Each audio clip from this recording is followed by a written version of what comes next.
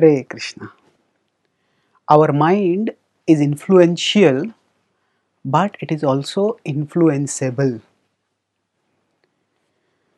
We all have to live lifelong with our mind. And the mind influences us constantly. When we are trying to do something, it tells, come on, do that, watch that, touch that, see that. And the mind can actually be a big distraction. It can even lead us to destruction because it can distract us in dangerous directions, in destructive directions. At the same time, if we get too disheartened, if we get too frustrated by the mind's restlessness, the mind's recalcitrance, then that will be harmful for us because after all, we can't wish away the mind. We have to live with it.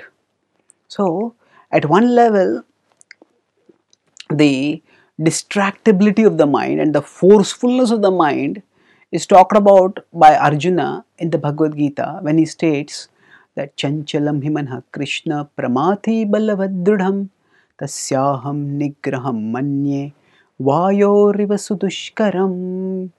So he says in 6.34 that actually Krishna, the mind is extremely restless.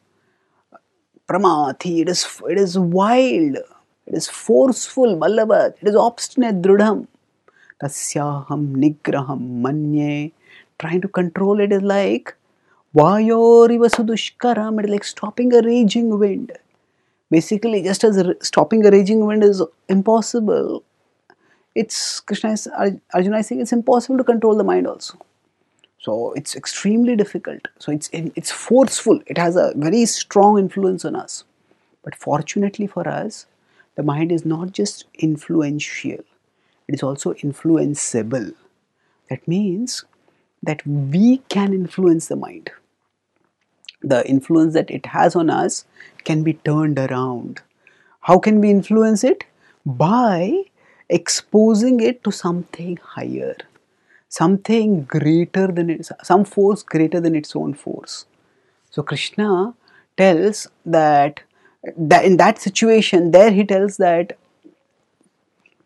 actually abhyasena tu kaunteya vairagyena cha gruhyate. Krishna says yes, the mind is difficult to control. Asamshayam mahabaho manodurnigraham chalam. In 6.35 he says yes, Arjuna, it's difficult to control. But do abhyasa. Be detached from the expectation of immediate results and be focused. You will be able to control it. And what is the abhyasa that is recommended? Krishna talks about this later in 12.9. He states that abhyasa yogena tato mamichhaptum dhananjaya. He says that if you just steadily practice, then what will happen? The mind will become attached to me. In the same sequence, this was 6.35, 34, 35. Later, in 7.1, Krishna says that Mai asakta manah partha yogam yunjan madashraya asamshayam samagram mam yatha gyasasi tashrunu. So he says the process of yoga, especially bhakti yoga, which involves fixing the mind in Krishna, is the process by which we can influence the mind. So the mind is going to influence us, but if we expose the mind to Krishna, we can also influence it.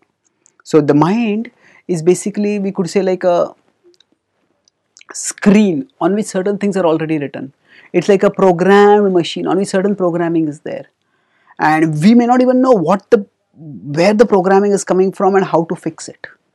But what we can do is, if we expose ourselves to Krishna, Krishna can fix the programming. He can change the programming.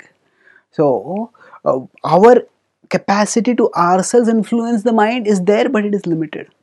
But our power is that we can, with whatever free will we have, we can expose the mind to Krishna. And Krishna will influence the mind. That means what? Currently, the mind influences us based on its own conceptions of what is enjoyable and what is troublesome. The mind says, come on, do this, do this, do this, and don't do this, don't do this, don't do this. But over a period of time, if we consistently keep exposing the mind to Krishna, what will happen is, it will realize that actually exposure to Krishna is so joyful, connection with Krishna is so fulfilling. And disconnection from Krishna, it is so unfulfilling, it is so empty. So then its likes will change. And it is influenceable, and when we influence it so that it becomes attracted to Krishna and it becomes averse to become detached from Krishna, then it will become our friend.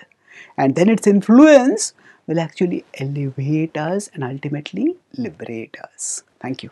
Hare Krishna.